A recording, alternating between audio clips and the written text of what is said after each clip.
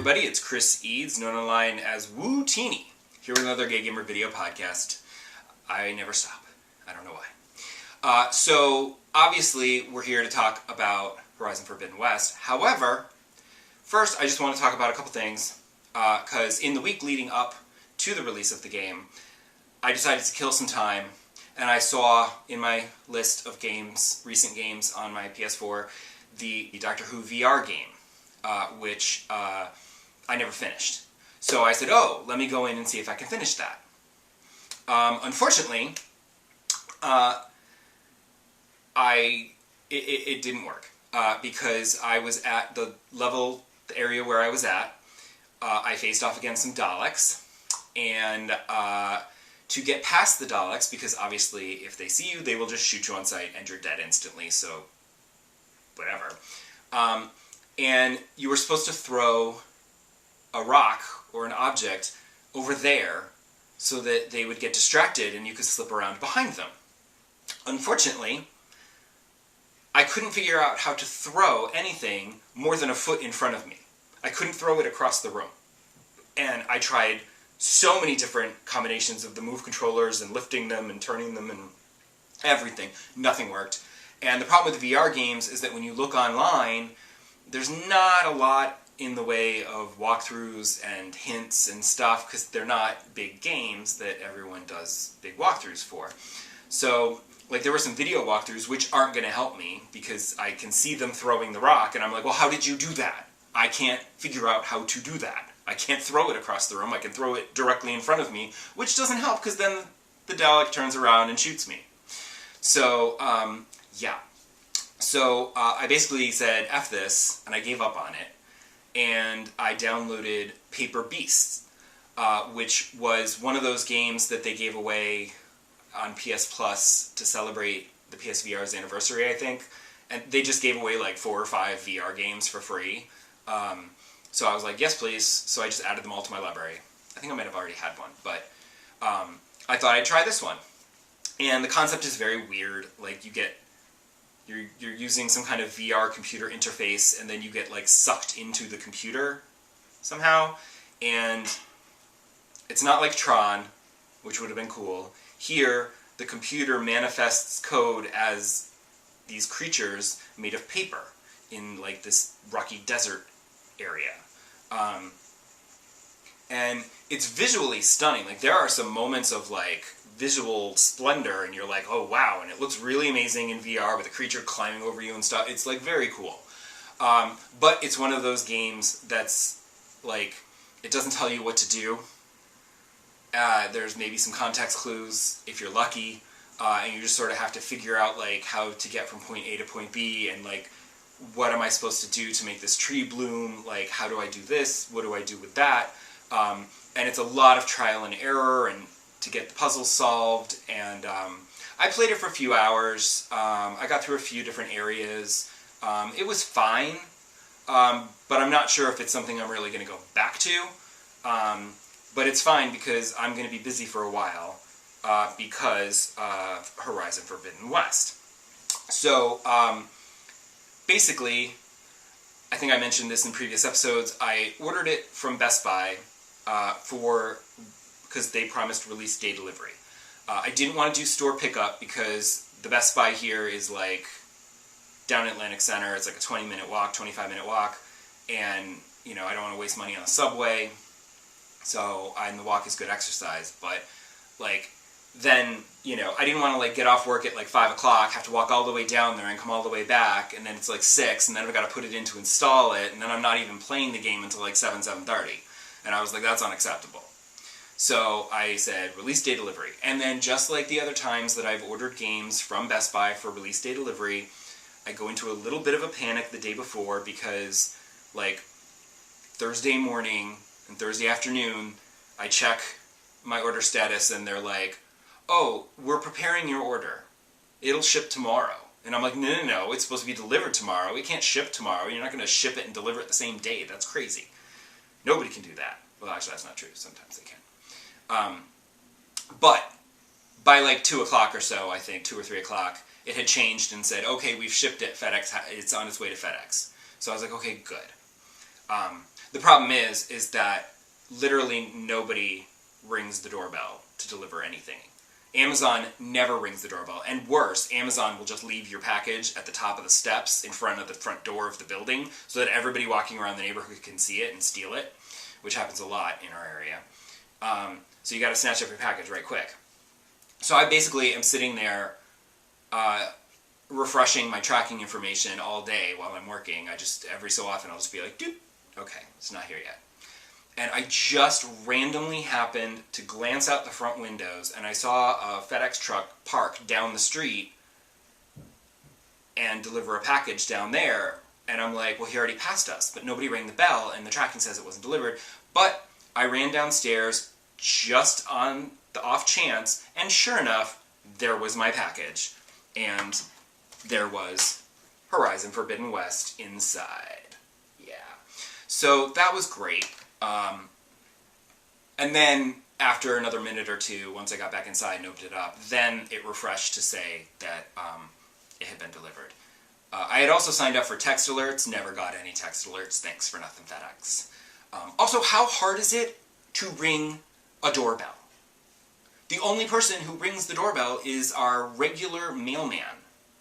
If you order something that comes on the USPS truck from the post office, that guy never rings the bell.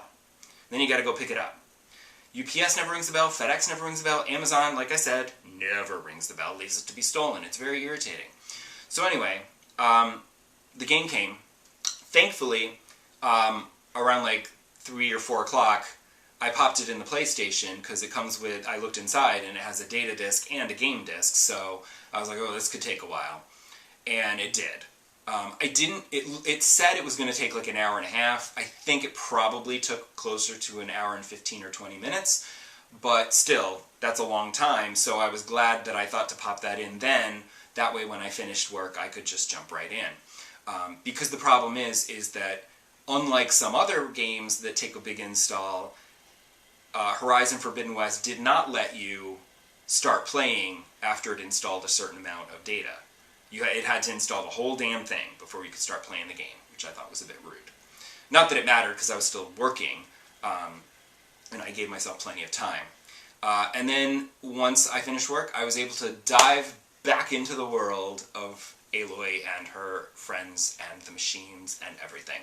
And it's great. There's a nice recap at the beginning, which I appreciated, because I know I played the Frozen Wilds DLC back last year or the year before, whatever. That was last year, I think. But I don't remember. Like, that was just extra content. That wasn't like the main story. And I still, like, even here, I had to like kind of relearn the controls again. I was like, wait, is this? Oh, that's crouch. Okay, that's crouch. Okay, and this is okay. You know. So, but it did a very clever thing. The opening is very linear, and the opening mission is very linear, and you go on it with Varl, and you give him a focus, and then Aloy basically teaches him about the focus and how to use the focus and stuff, and so that's a way to reintroduce the concepts in the game to the player by explaining it to another character. Because there's also that throwaway line of Aloy's where she's like, oh yeah, I got ambushed and lost all of my stuff, which explains why she doesn't have all of her gadgets and armor and weapons and stuff, because I don't think any video game sequel has ever let you start the second game with everything that you had at the end of the first, because then they'd have to power you up even more, and you'd be immortal, and it would be ridiculous. So, you always gotta lose your stuff and get new stuff, so, you know, starting from scratch again.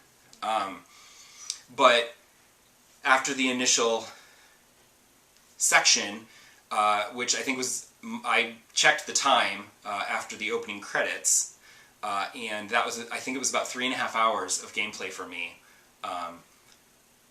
and then you get the opening credits. And then you start to, and then you eventually move on to the Forbidden West, but first there's a whole area you have to get through to get to the Forbidden West.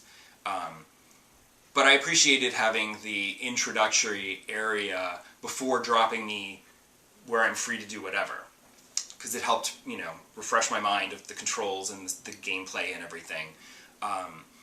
And I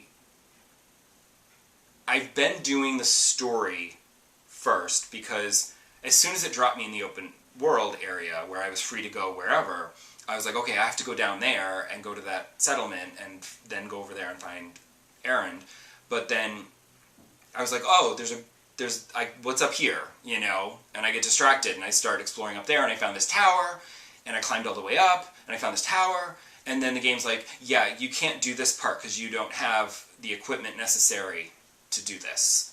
I don't know what I need or when I'll get it, but I'll have to come back at some other point. So, boo. But I've been enjoying it. It's fun to see all the old characters. Seeing Aaron was lovely. That was good. I feel like they're not going to they're not going to come with me. Aloy's going to go on this adventure by herself and meet new characters, but it is nice to see everybody a little bit before going off to this new world where I'll meet new people, who I hope are as cool as the first batch of people. The game has been fine. Obviously you're not super powered up in the beginning, so I've been doing a lot of stealth kills, so that was like literally the first trophy that I got. Was a couple hours into the game. They're like, congratulations, you stealth killed 10 enemies. I was like, well, of course, that's the easiest way to take them out. Like, shooting them with my bow and arrow, I'd have to use up a bunch of arrows. That's annoying. If I just hide in the bushes and go, then it's done like that. One hit kills. It's great. So, obviously, that's the easiest way to do it. I'm going to take my time and do it that way. And then I don't die. But it's great fun. The game looks amazing. I know people say it looks mind-blowingly gorgeous on the PS5, but of course, as you know, I have not found a PS5 yet. So I'm playing it on my base PS4, not even a PS4 Pro or anything. I'm just base PS4ing it, and it still looks really impressive, honestly. Except for in the beginning, like in the opening cinematic, there was like a disappearing rock formation she was climbing, and I was just like, this is the opening cinematic. Maybe there shouldn't be bugs in your opening cinematic. I'm just saying. And then later there was a cutscene where these characters are having dialogue in front of this big statue of Aloy, and it just sort of disappeared for a few shots. Just not there anymore.